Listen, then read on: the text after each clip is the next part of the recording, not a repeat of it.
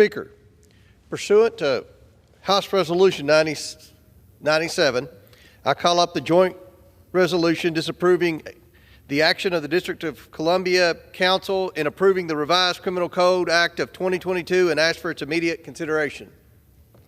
The clerk will report the title of this joint resolution. House Joint Resolution 26, Joint Resolution disapproving the action of the District of Columbia Council in approving the revised Criminal Code Act of 2022. Pursuant to the House Resolution 97, the joint resolution is considered read. The joint resolution shall be debated for 1 hour, equally divided and controlled by the chair and the ranking minority member of the Committee of Oversight and Accountability or their respected designee. The gentleman from Kentucky, Mr. Comer, and the gentleman from Maryland, Mr. Raskin, each control 30 minutes. The chair recognizes the gentleman from Kentucky, Mr. Comer. Thank you, Mr. Speaker. I ask unanimous consent that all members have 5 legislative days to revise and extend their remarks and include extraneous material on the measure under consideration. Without objection, I yield myself such time as I may consume. the gentleman is recognized. Thank you, Mr. Speaker. Today I rise in support of Representative Clyde's House Joint Resolution 26, a resolution disapproving of the District of Columbia's revised Criminal Code Act of 2022. There's a crime crisis in America's capital city. According to the D.C. Metropolitan Police Department, carjackings in the district have increased by 90% compared to this time last year. Total property crime is up 31%, and homicides are up 29%. In fact, D.C. is currently on track to have the most homicides since 1995. But the radical D.C. Council has chosen to prioritize legislation that will turn this crime crisis into a catastrophe. The D.C. Council's progressive soft-on-crime legislation eliminates almost all the mandatory minimum sentencing requirements for violent crimes, and it drastically reduces the maximum penalties allowable to the courts. These changes further embolden criminals to run rampant throughout the District of Columbia. The Act also grants the right to jury trial for most misdemeanor offenses. The D.C. court system is already overloaded. This change will burden the D.C. court system even more, reducing the resources devoted to hearing cases for serious felony offenses. The D.C. Council's legislation is eroding an individual's right to a fair and speedy trial granted to them through our Constitution. All Americans should feel safe in their capital city, but they don't because of D.C. Democrats' leniency towards criminals at the expense of American safety. Ensuring public safety and addressing crime is a cornerstone of the House Republicans' policy agenda. In November of last year, Americans voted for a new majority in the House, a new majority that will address crime head-on to ensure a nation that's safe. This D.C. Council legislation is a brazen rejection of law and order, ignoring the high rates of criminality in the district and doubling down on leniency for society's violent criminals is a dereliction of duty. This terrible policy will impact anyone who steps foot in the District of Columbia, including residents, the commuting workforce, federal government officials, foreign dignitaries, and Americans visiting their nation's capital. If the D.C. Council wants to continue to skirt its responsibility to the people, they will have to answer to this Congress. It should be noted that we in Congress are not alone. The D.C. Police Union, representing 3,500 members, and the National Fraternal Order of Police are strongly in favor of HJ Resolution 26, stating in a recent letter to Congress that the D.C. Act will embolden criminals, dramatically increase crime and violence, and render police officers in the District of Columbia virtually powerless to adequately police the city and keep its residents and visitors safe. This resolution is also endorsed by the National Association of Police Organizations, representing over 241,000 law enforcement officials across America, and the Federal Law Enforcement Officers Association. Additionally, on January 4th, Washington, D.C. Mayor Muriel Bowser took the extraordinary step of vetoing this legislation, calling the proposals controversial and stating that the act does not make the district safer. Mayor Bowser's bold executive veto sent a strong message that the policy proposals of this bill are simply unworkable and unsafe for the district. There may not be much Mayor Bowser and I have agreed on in the past, but today we're on the same page. I call on my colleagues to join me in supporting Mr. Clyde's resolution disapproving of the D.C. Revised Criminal Code Act of 2022. We must ensure these terrible criminal code reforms are not put into place. I reserve the balance of my time. Kentucky reserves. The gentleman from Maryland is recognized. Thank you kindly, Mr. Speaker. I rise today in strong opposition to H.J. Res. 26, the second episode in the new mini-series where the House majority asks the United States Congress to act as a super city council of 535 members to make decisions for the people of Washington, D.C. A real city with a real city council and mayor, which some of my colleagues apparently have never visited or had any real interaction with. The people in Washington, D.C. want to make their decisions about democratic self-government for themselves.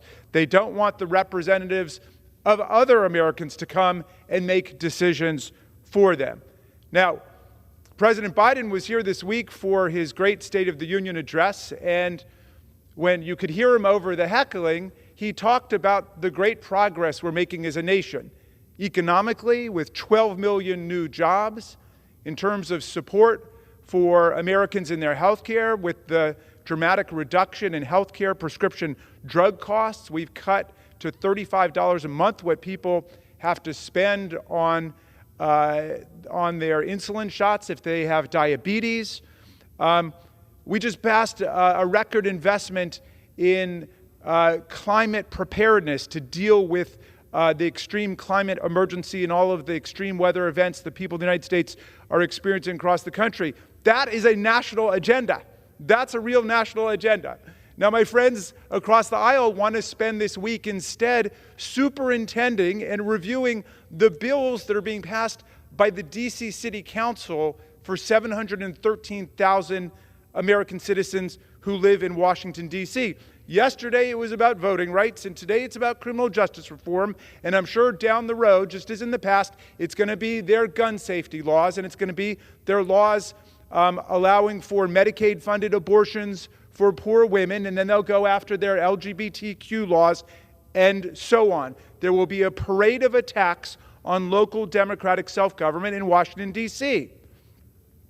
Now, I believe that people of Washington should be treated like all other American citizens. And right now, what they've asked for is admission to the Union as a state.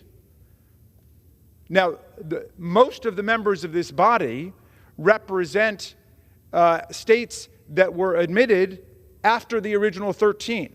37 states came in afterwards with Congress's exercise of its Article 4 powers to admit new states. And that was very much the design of the Constitution and the Founders' Plan. Go back and read some Thomas Jefferson about that. We were not set up as a country where certain people would make decisions for other people, but people instead would be able to govern themselves. In fact, the basis of our attack on British rule over America was us rejecting the idea of virtual representation, that some people could make decisions for other people. No, the whole premise of American democracy is people make decisions for themselves. So the 713,000 tax-paying draftable citizens of Washington, D.C., whose population has participated in every war America has ever fought, from the point of the American Revolution through the Civil War, all the way up through the recent wars in Afghanistan and Iraq, those people are asking for admission to the Union. And this House of Representatives in the 117th and the 116th Congress voted to give it to them. It didn't quite make it through the Senate, which is always slower on these things, but that is the trajectory that the people of D.C. are on. And instead of trying to join President Biden in all of the great national economic progress and infrastructure progress and healthcare progress we're making, the House majority decides instead to usurp the role of the D.C. City Council and to begin to micromanage their government and finger paint all over their laws. That's what they're doing today. Now, we don't have time to compare the laws of D.C.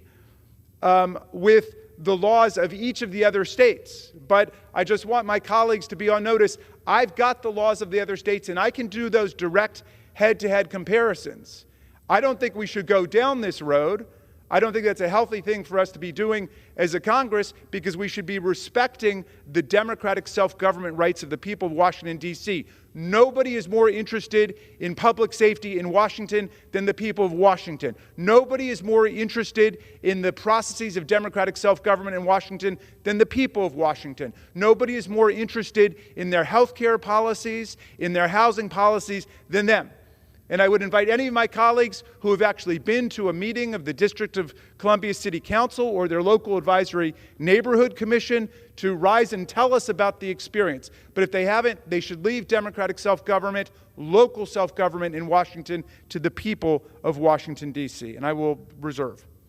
Gentleman from Maryland, his time is reserved. Gentleman from Kentucky is recognized. Mr. Speaker, it appears my Democrat colleagues would rather disregard their statutory responsibility in the Home Rule Act. How convenient to pick and choose when to do their duty. With that, Mr. Speaker, I yield 5 minutes to the gentleman from Georgia and the sponsor of the resolution, Mr. Clyde. Gentleman from Georgia is recognized. And I thank the gentleman from Kentucky, Chairman Comer, for yielding. It's no secret that crime has beleaguered Washington, D.C. for years. Yet in the midst of rising crime rates in D.C., our nation's capital is now on track to become even more dangerous. The D.C. Council is advancing a severely misguided bill, the Revised Criminal Code Act, to eliminate minimum sentences and reduce maximum penalties for numerous violent criminal offenses. This legislation isn't just reckless, it's radical. Washington's own Democrat Mayor Bowser vetoed the legislation, telling the council, and I quote, "This bill does not make us safer." Well, for once, I agree with the mayor, because eliminating mandatory minimum sentences for all crimes except first-degree murder, and eliminating life sentences, and reducing maximum penalties for violent crimes, including burglary, carjackings, and robberies, will undoubtedly embolden criminals and threaten the safety of both residents and visitors here in Washington, D.C. But ultimately, the City Council ignored Mayor Bowser's valid concerns and overrode her veto. Now, many have asked why, as a congressman from Northeast Georgia, I'm leading the effort to block the D.C. Council's radical rewrite of Washington's criminal code.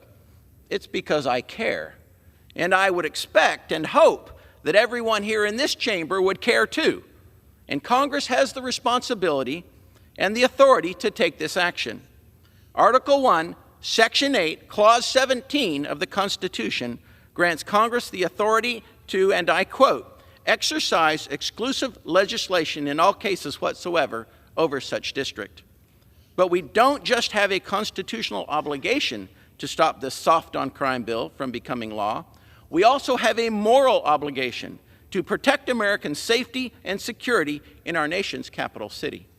Just 2 days ago, in his State of the Union address, President Biden said right here in this very chamber, and I quote, "We have an obligation to make sure all our people are safe," and adding, "Public safety depends on public trust."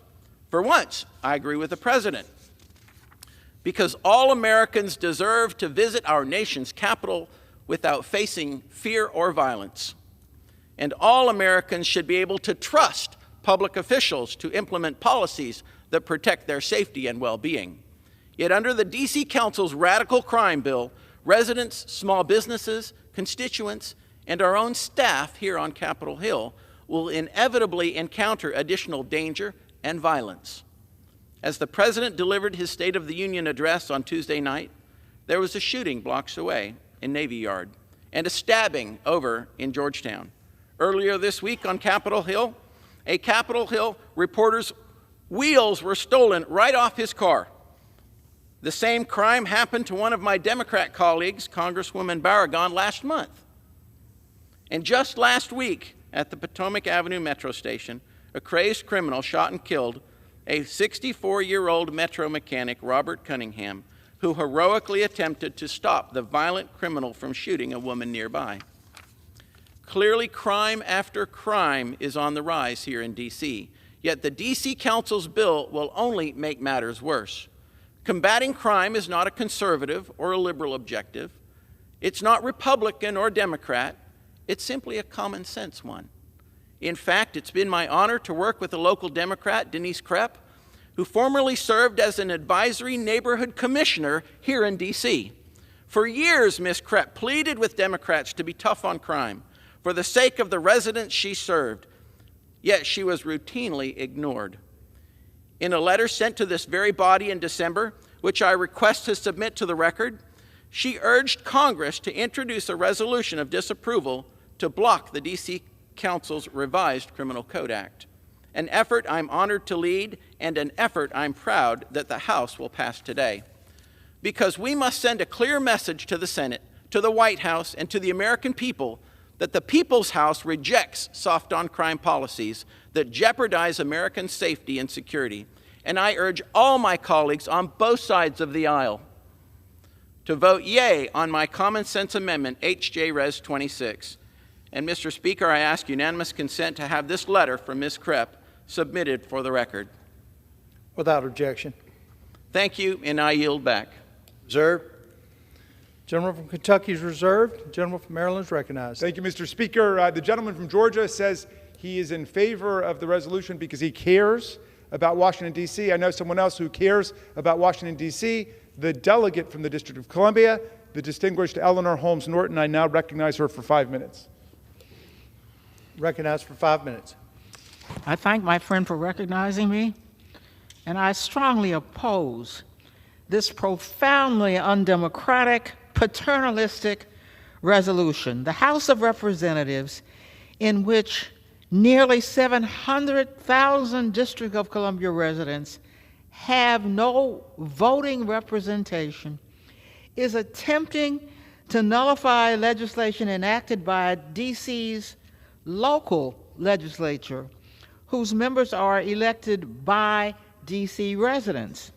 By scheduling this vote, I can only conclude that the Republican leadership believes that D.C. residents, a majority of whom are black and brown, are either unworthy or incapable of governing themselves.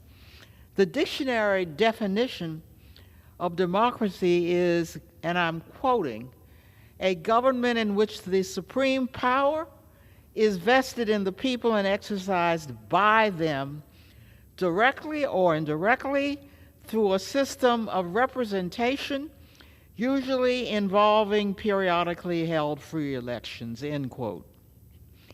D.C.'s lack of voting representation in Congress and Congress's plenary authority over D.C. are the antithesis of democracy. I would remind House Republicans that they once professed support for local control of local affairs. Their fiscal year 2016 budget said this, and again I'm quoting, "America is a diverse nation.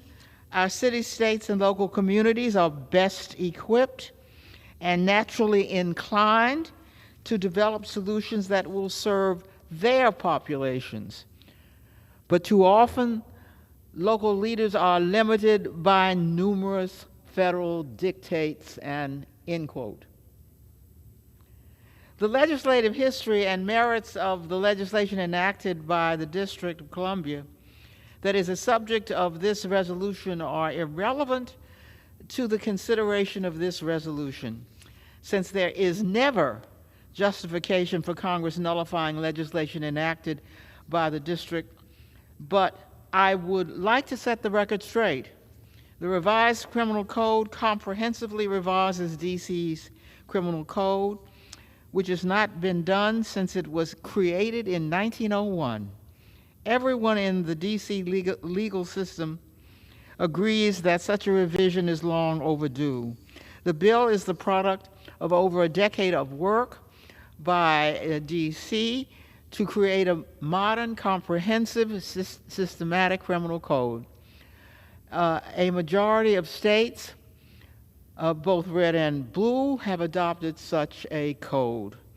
In 2016, D.C. D.C. Enacted legislation establishing an independent agency, the Criminal Code Reform Commission, to recommend a new criminal code. The commission, which consisted of nonpartisan experts, drafted the revised Criminal Code Act over nearly 5 years in a fully public process. The voting members of the commission's advisory group, including the U.S. Attorney for the District of Columbia, unanimously approved transmitting the bill to the D.C. Council and the mayor. The D.C. Council held 3 hearings on this bill. The council, as required by Congress, passed the bill on 2 separate occasions by votes of 12-0 and 13-0. The mayor vetoed the bill. The council overrode the bill by a vote of 12-1. The provisions of the bill do not take effect until October 1st, 2025 at the earliest.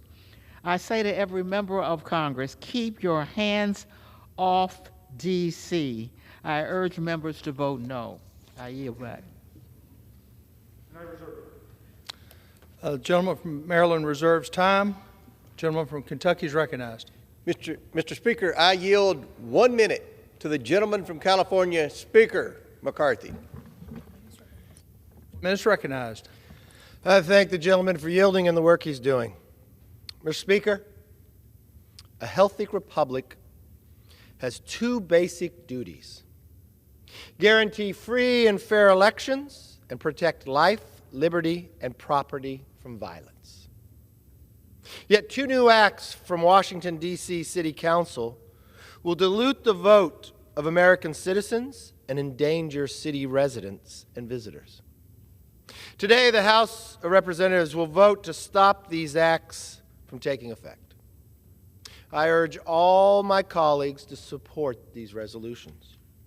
Now, let me start with the voting resolution. Last year, Washington, D.C. passed a law that would give the vote to illegal immigrants.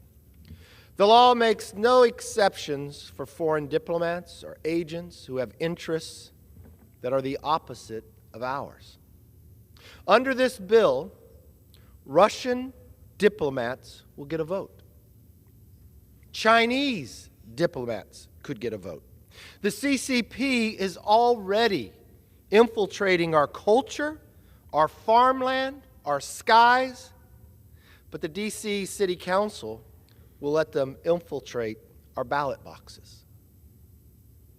Just today, we had a classified briefing for all the members of Congress talking about what the CCP just did last week over the skies of America. And now the D.C. City Council wants to open up the ballot boxes for the CCP. Even the Washington Post opposes this idea because, as they wrote, it would give an estimated 50,000 non-citizen residents who live in Washington, D.C. to cast ballots in local elections. But of course, these elections can set the laws that cover the White House, Congress, and even government agencies. If we set this precedent, other cities will follow, and faith in our elections will plummet. Now let me address the crime resolution. To date, early in this year, early in February, there have been 65 carjackings in Washington, D.C. just this year alone. That is more than one every single day. 2 weeks ago, 2 18-year-olds carjackers crashed into 2 Capitol Police vehicles just yards from this floor. The suspects were quickly arrested by the Capitol Police, but tragically, carjackings, shootings, and other crimes have become a reality of everyday life in our nation's capital. In 2020, Washington, D.C. defunded the police. From that point on, the city government has done nothing but pass laws that have clearly made the city less safe. Today, many residents are worried about taking their kids to school or going to the grocery store. But rather than attempt to fix the problem, the D.C. City Council wants to go even easier on criminals. Their dangerous new criminal code soften penalties for violent crimes like assault, carjacking, rape, and even in most types of murder. If enacted into law, criminals would be treated like they are victims, and victims will be treated like they don't matter.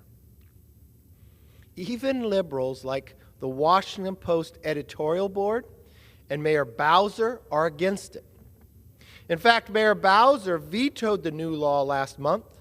According to the mayor, the law sends the wrong message to criminals and does not make us safer. By overriding the mayor's veto, the city council advanced the interest of radical activists at the expense of those who are forced to suffer the consequences. This is not fair, it is not right, and it must stop. Under the Constitution, Congress, not the city council, has the final say over the laws governing the nation's capital. We have a responsibility to hold Washington, D.C. accountable and stop the new criminal code from taking effect. This is exactly what this resolution does, Mr. Speaker. It's about more than just numbers. This is about our neighbors who are traumatized, injured, and have to live in fear. It's about parents who worry about whether it's safe to let their children play outside. It's about our constituents and students on school trips who might choose to stay home rather than visit their government in person. This is why the men and women in blue support this resolution. The Fraternal Order of Police supports it. The D.C. Police Union supports it. The National Association of Police Organizations supports it. And the Federal Law Enforcement Officers Association supports it. You'd think the D.C. City Council would listen to the concerns of cops on the beat. They didn't, but Congress will. We will always back the blue, and we will always work to make our communities safer. With that, I yield back. Reserve. Gentleman reserves time. Gentleman from Maryland. Thank you very much, Mr. Speaker.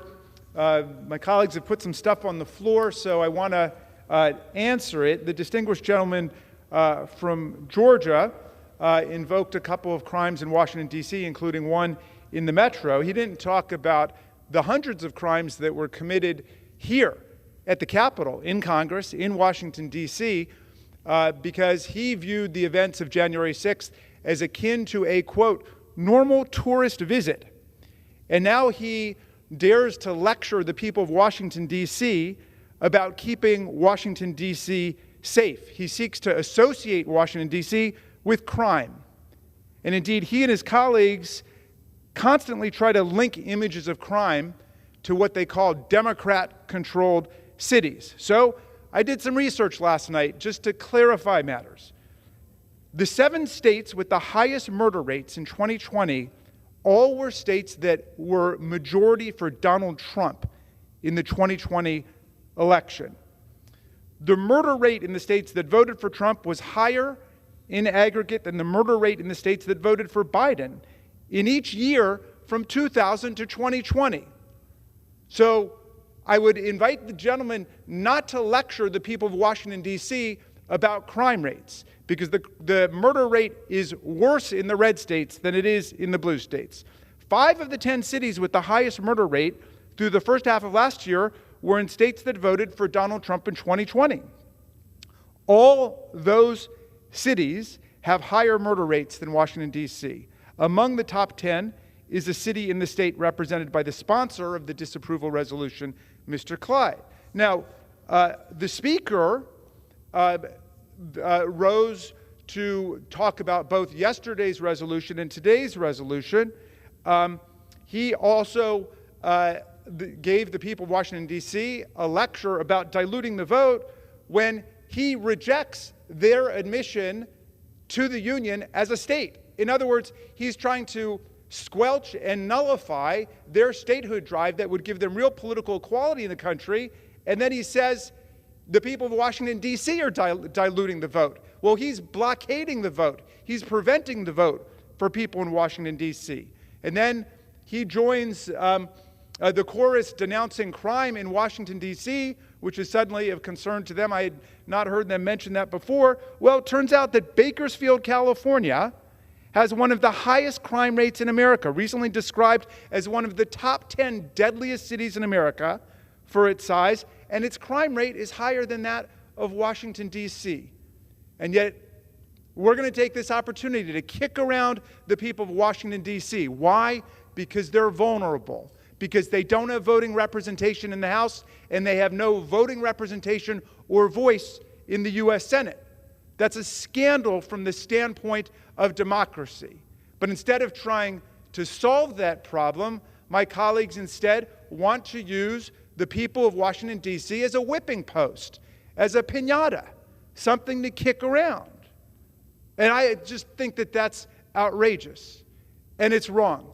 You know, on January 6th, when we were attacked at the Capitol and in this chamber, there were hundreds of residents of Washington, D.C. who worked for the Capitol Police, who worked for the Metropolitan Police Department, who worked for other police forces, who came here to defend us. They came to defend the Congress that they are excluded from. You talk about patriotism, that's patriotism. And these people have a real grievance, a valid grievance, not an imaginary, fake, counterfeit grievance like a presidential election, which they still claim Donald Trump won, even though their arguments were rejected in more than 60 federal and state courts. And Trump lost that election by more than 7 million votes, 306 and 232 in the Electoral College. I'm glad you're nodding over on that side of the aisle, because these facts are indisputable. And yet still, they indulge the follies and the fantasies and the pathologies of Donald Trump. That's what they do instead. And they try to kick around the people of Washington, D.C., who defended us as patriots on that day. And there are veterans in Washington, D.C., and we'll submit these for the record, who have demanded their voting rights and demanded admission as a state. And yet they dare to lecture the people of Washington, D.C. about what to do with their democratic rights. I reserve. Gentleman, reserve time. Gentleman from Kentucky is recognized. Mr. Speaker, I feel compelled to respond. These resolutions have been called paternalistic. However, the last time Congress passed a joint resolution of disapproval was all the way back in 1990, my senior year in high school, and I'm 50 years old, Mr. Speaker. Over 30 years ago, Congress does not act upon D.C. legislation unless it is absolutely necessary, and that's what we're faced with today. Mr. Speaker, I yield 3 minutes to the gentleman from New York, Mr. Lawler. 3 minutes recognized. Thank you, Mr. Chairman. Mr. Speaker, I rise today to support the joint resolution that would help protect the citizens of Washington, D.C., and prevent violent criminals from being let free to terrorize folks and reoffend. Even Mayor Bowser, by no means a conservative or moderate, was adamantly opposed to the revised Criminal Code Act. She vetoed it. And it's no wonder why she vetoed this measure. So far, year to date, according to the DCPD, Washington, D.C. has seen a 90% increase in auto theft, a 143% increase in sex abuse, and a 29% increase in homicide. On the whole, year to date, property crime is up 31% and overall crime is up 23%. Year to date. Now, that doesn't sound like a recipe for doing away with mandatory minimums, lowering maximum sentences, and increasing rehearings for violent criminals. In New York State, we've seen the impacts of these soft-on-crime policies. In New York City, total crimes were up 22% in 2022 from 2021, and over 47% from 2020, the year that cashless bail took effect. It's alarming, it's startling, and a preview of what's to come in Washington, D.C. if we do not stop this radical measure that was passed from going into effect. Cashless bail in New York was the single stupidest policy that has ever been enacted anywhere. 40% of those who have been released on non-monetary bail for felony offenses have been rearrested. Judges do not have judicial discretion. New York State is the only state in the country that does not have a dangerousness standard. Non-enforcement of petty crimes in New York City, the elimination of the anti-crime unit, which is primarily responsible for getting illegal guns off the streets. Raise the age, where 16 and 17-year-olds are treated in family court rather than criminal court, and yet using guns in the commission of a crime, they're being released. Is it any wonder why gangs would use them? Unrepentant cop killers, child rapists, murderers being released by an out-of-control parole board. And the radical defund the police movement. This has happened in New York City, and it will happen in Washington, D.C. if this law is allowed to go into effect. The greatest responsibility of any government is to ensure the safety and security of its citizenry. Cities like New York, and now Washington, D.C., and Chicago are failing in their responsibility. We are putting our citizens and law enforcement at risk. It needs to stop. This law should not be allowed to go into effect, and Congress has an obligation to act. Time's expired. Thank you, Mr. Chair. Thank you. Reserve. Gentleman reserves his time. Recognize the gentleman from Maryland. Thank you. I yield 2 minutes to the gentlelady from the District of Columbia, Ms. Norton. Mr. Speaker, Gentlewoman's recognized. we've heard a lot about crime in D.C. So I think it is fair to ask, how does the revised Criminal Code Act penalties compare to the penalties in the states represented in this House? I will cite a few examples from Kentucky, Chairman Comer's home state. The revised Criminal Code Act has a higher mandatory minimum penalty for murder one than Kentucky. The revised Criminal Code Act has a higher maximum penalty for involuntary manslaughter and unarmed robbery than Kentucky. How about armed and unarmed carjacking? The revised Criminal Code Act has specific armed and unarmed carjacking crimes. Kentucky does not.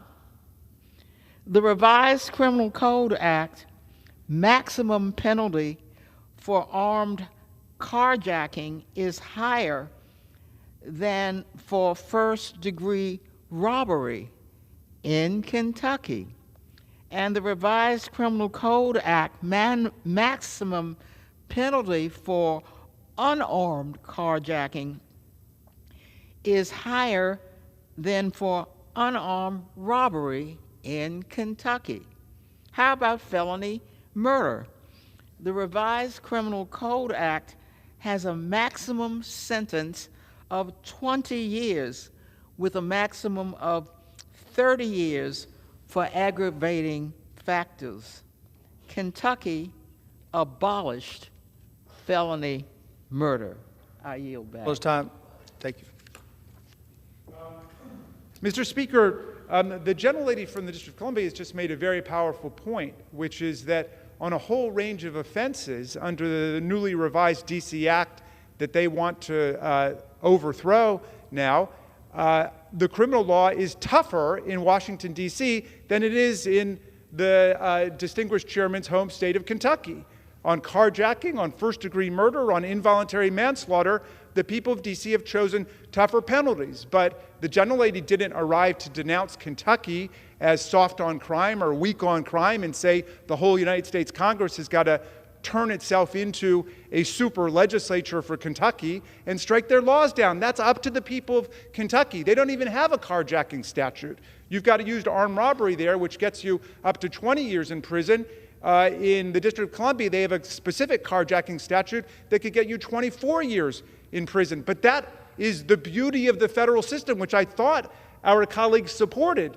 The idea that people decide at the local level whether they want tougher laws, as in the District of Columbia, or weaker laws, as in Kentucky. That's up to the people of the states to go offense by offense. But I'm afraid that my friend and colleague, Ms. Norton, is taking them a bit too seriously, because they're not really interested in scrutinizing the actual criminal justice policy. They just want to kick the people of Washington, D.C. around. They want to lord it over them. So we had President Biden here this week inviting both parties to work together for continued acceleration of this great economic rebound we're in, with 12 million new jobs, with us finally addressing climate change, with us getting prescription drug benefits to the people of America. He invited us to participate in a bipartisan national renewal. And what does the majority come back with? They want 535 members of the United States Congress to act like a super city council lording over the people of Washington, D.C. It is unjust and unfair to the people of Washington, and it is beneath our dignity as a Democratic Congress to be acting in this way. I reserve. Gentleman's time is reserved. Gentleman from Kentucky is recognized. Mr. Speaker, I'm pretty sure we haven't had a carjacking in my congressional district in several years. If someone thought about carjacking a vehicle in my district, probably wouldn't end well for them. So I don't think that this has anything to do with this important bill in a city that's been ravaged with crime and carjackings every day. With that, Mr. Speaker, I yield 3 minutes to the gentleman from New York, Mr. D'Esposito. Well, thank you. The gentleman is recognized for 3 minutes. Well, thank you, Mr. Speaker. I stand here today in staunch opposition to the disastrous new Criminal Justice Reform Act passed by the D.C. City Council. If enacted, the revised Criminal Code of 2022 would effectively prevent the local justice system from keeping criminals off of our streets, all while D.C. grapples with a crime wave. You see, sir, this is not a lecture. As a matter of fact, I spent a career wearing proudly the uniform. I've stood the line between good and evil. I've interrogated criminals. I've consoled victims. In Washington, D.C., from February 2022 to February 2023, homicides have increased 17%. Motor vehicle theft is up 76%. And total property crime is up 24%. Every crime has a victim. Every victim has a story. Instead of working to stop crime, the D.C. City Council chooses to eliminate mandatory minimum sentences for all crimes except first-degree murder as part of the RCCA. This misguided legislation also reduces maximum penalties for violent crimes, such as burglaries, carjackings, and robberies. The D.C. City Council is empowering criminals at the expense of the public, which is why I stand in absolute opposition to their newest soft-on-crime plan. To say that we are targeting people of D.C., using them as, quote, piñatas, how do you think the victims feel? Sadly, this pro-criminal agenda has found its way into many other American cities and states, including my home state of New York. In fact, the D.C. law mirrors New York State's disastrous cashless bail laws implemented by New York State Democrats. Cashless bail allows criminals to commit crimes and be back out on the streets in record time to commit more crimes and wreak havoc on more victims. We have seen it recently in my own district, where illegal immigrants robbed a store, were released without bail, and failed to report to their court date afterwards. This progressive playbook on justice reform endangers the public, treats criminals with kid gloves, and poses a serious risk to the future of American cities and, most importantly, our nation's capital. Instead of enabling criminals to escape punishment for their crimes, we should empower judges and juries to impose responsible I penalties. yield 30 seconds, 30 additional seconds. Thank you. Gentleman's recognized. For crimes committed. We owe it to the people of Washington, D.C. We owe it to the people of the United States of America who live in fear of crime to fight criminals instead of working to protect them. We must stop the revised Criminal Code Act of 2022 from becoming law. Mr. Speaker, I yield back my time. Reserve. The gentleman's time is reserved. The gentleman from Maryland is recognized. Mr. Speaker, thank you. If you Google carjacking in Kentucky, what will come up is just a few months ago, 2 people were carjacked in different incidents at gunpoint in Louisville, which I think is in the state of Kentucky. And since we're talking about state laws, that's what should be relevant. So carjacking is obviously a problem across the country. The conceit of the other side seems to be that they care more about crime and public safety in Washington, D.C. than people who live in Washington, D.C.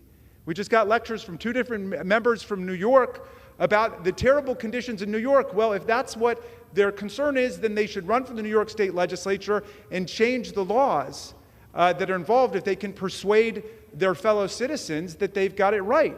If they can't, then maybe they should reconsider what their agenda is. But in any event, if you want to micromanage the laws of Washington, D.C. and rewrite this 275-page act that was passed to revise the criminal code, which they hadn't revised in a century, with the input of federal and local judges, prosecutors, public defenders, D.C. Council, then move to Washington, D.C. and run for the D.C. City Council. These bills, these resolutions of disapproval come to the House floor without the benefit of a single hearing in the Oversight Committee. They've not had a hearing where the members of Congress could be heard on this, where we could have a single witness, where we could have a single fact introduced, much less have the members of the D.C. City Council who've sent a letter petitioning for respect for democratic self-government in D.C., much less have they had the right to be heard, much less has the mayor had the right to be heard. They keep invoking the name of the mayor of the District of Columbia, who said she does not want Congress to be overturning the laws of the District of Columbia, even if she opposes those laws. Well, that's a principled position in favor of democratic self-government. I dare say most of the members of this body would say, even if they disagree with a law passed by their state legislature in their state and signed by the governor, the Congress should not selectively overturn that law. But that's precisely what they're proposing to do to the people of the District of Columbia, and I will yield 2 minutes to the gentlelady from the District of Columbia, Ms. Norton. I thank 2 minutes recognized. I thank my friend for yielding. I would like to ask unanimous consent to insert into the record a letter from more than 100 groups led by DC Vote calling on Congress to keep its hands off of GC. And then without objection. Thank you.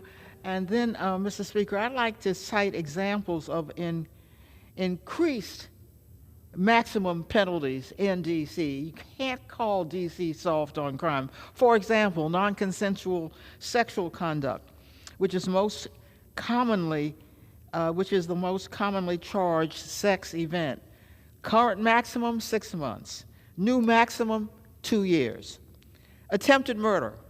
Current maximum, 5 years. New maximum, 23.5 years. Attempted sexual assault. Current maximum, 5 years. New maximum, 15 years. Threats to do bodily harm. Current maximum, 6 months. New maximum, 2 years. Possession of a machine gun, sawed-off gun, or ghost gun. Current maximum, 1 year. New maximum, 4 years. It increases the maximum penalties for misdemeanor and felony assault on a police officer. I'd like to cite examples of new crimes. Negligent homicide, maximum penalty is 4 years. Current law does not criminalize negligently causing the death of another except by operating a vehicle. Reckless endangerment with firearm. Maximum penalty is 2 years for firing a gun in public, even if the gun is not aimed at anyone or any property. I urge the members to look at how the D.C. Council has enhanced penalties, not reduced them, making this city safer for everyone. Mr. Speaker, if we were actually to pass this approval if we were to pass this resolution of disapproval against Washington, D.C. at this point, I wonder what my colleagues think we do at that point. Sitting as the super counsel for the District of Columbia, would we rewrite the law? In other words, would we then conduct hearings on each of the offenses that the gentlelady has just invoked? Are we going to have hearings about involuntary manslaughter and first-degree murder and carjacking and so on in the District of Columbia? They don't even want to have a hearing on their disapproval resolution, much less do we want to have a hearing on each of these bills and take over the governance of the District of Columbia? Let's respect the Home Rule Act that was adopted in 1973. And Home Rule operates here, just like it operates in all of our states, which is local matters are decided locally. Let's leave it at that. I reserve. Gentleman reserves time. Recognize the gentleman from Kentucky. Mr. Speaker, I yield 1 minute to the gentleman from Louisiana, Leader Scalise. 1 minute to Leader Scalise.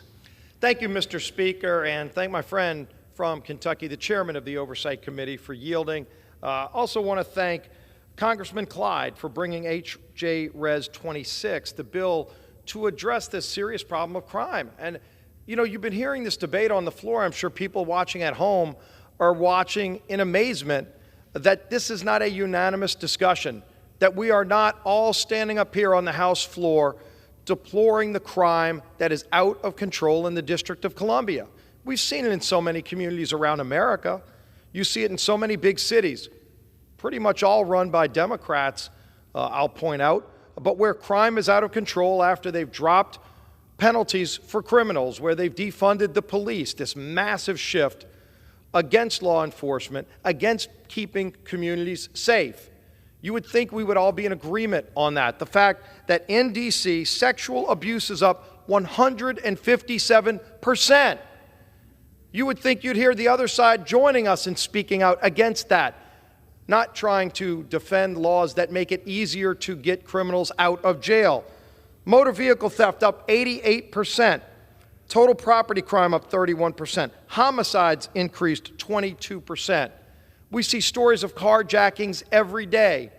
And what did the D.C. Council do?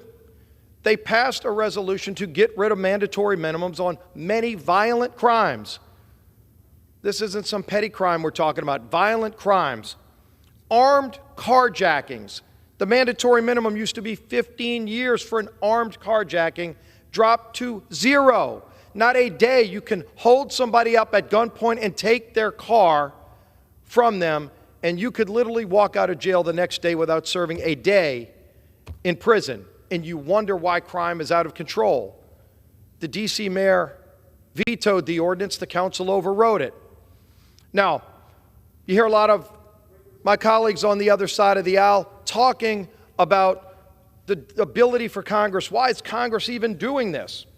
Well, you know, Mr. Speaker, just the other day, we actually spent a day reading the entire United States Constitution on the House floor. Maybe my Democrat colleagues didn't listen to that discussion. Maybe they haven't read the United States Constitution in a long time, but I'll break the copy out.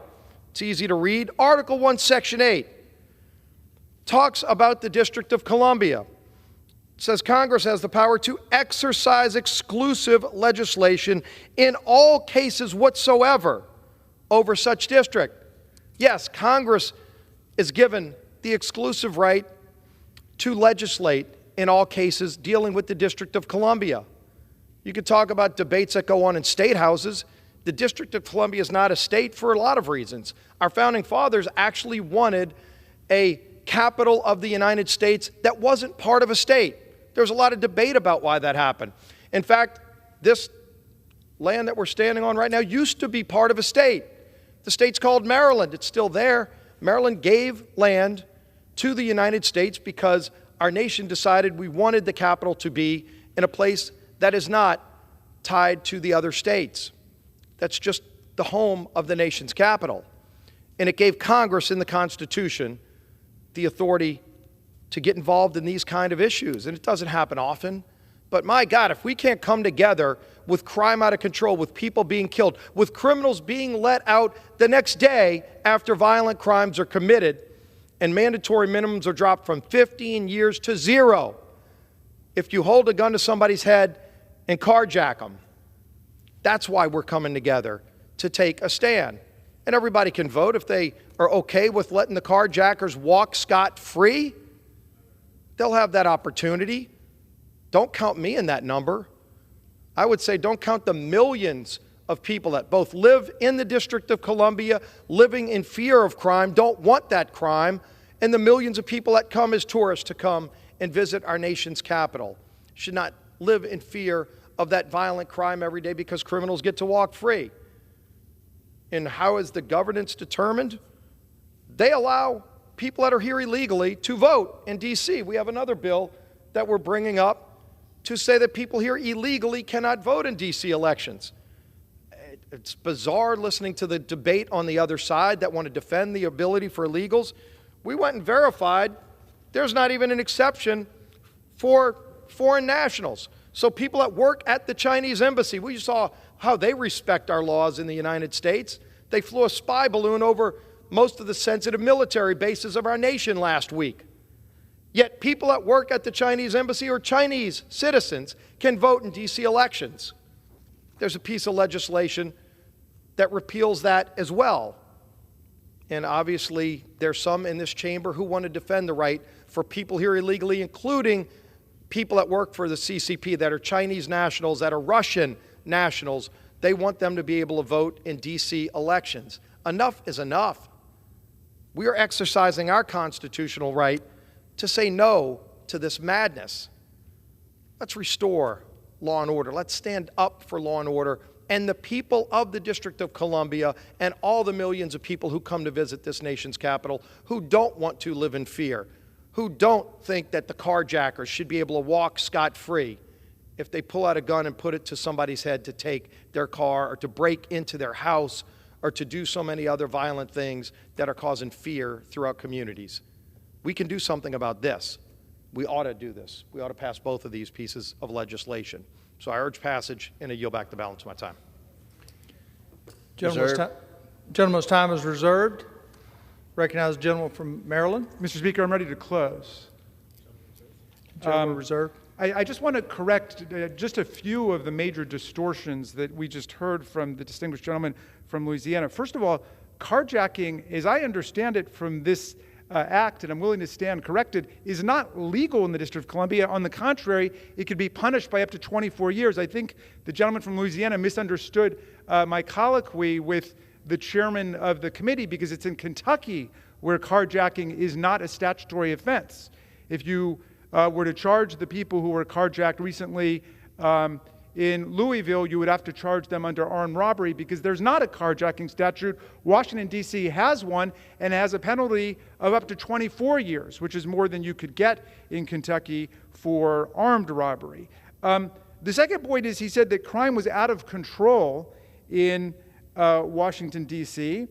Well, the crime rate is higher in Bakersfield, California, which is represented by the Speaker of the U.S. House of Representatives, and a major city, New Orleans, in the gentleman's home state, quote from, this is from Fox News, closed 2022 with sky-high homicide rate not seen in decades. Horrific. New Orleans was given the grim distinction of murder capital of the U.S. in September. But we don't need to have some kind of race to the bottom Olympics in terms of which state or which city has the worst crime rate.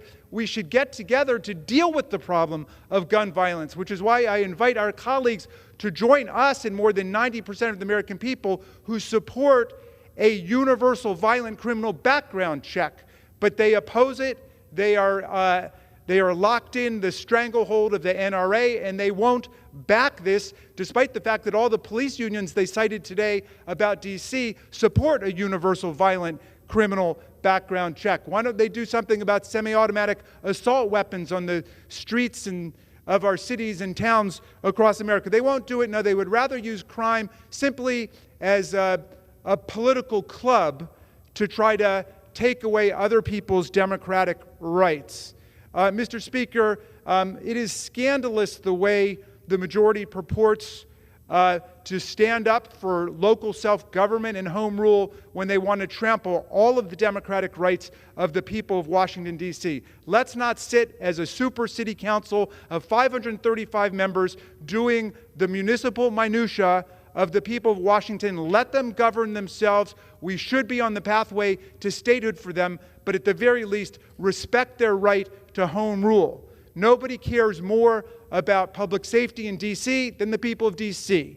Nobody cares more about the condition of their communities than the people who live in them. That is a basic precept of democratic ideas. I hope my colleagues will respect that, and I hope everyone will vote to reject this continuing series of disapproval resolutions against the people of Washington. I yield back. Gentleman yields back. Gentleman from Kentucky is recognized.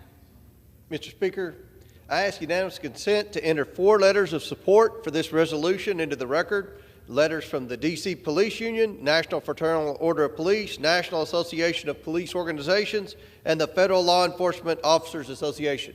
Without objection. The D.C. Revised Criminal Code Act of 2022 is irresponsible. It's dangerous. It's playing with the livelihoods of all who live in or visit D.C. by gutting the local justice system and allowing emboldened criminals to remain on the streets. This Congress must swiftly exercise its constitutional role concerning the District of Columbia and reject this misguided legislation from going into effect. I urge my colleagues on both sides of the aisle to unite in support of law and order and support this necessary resolution of disapproval.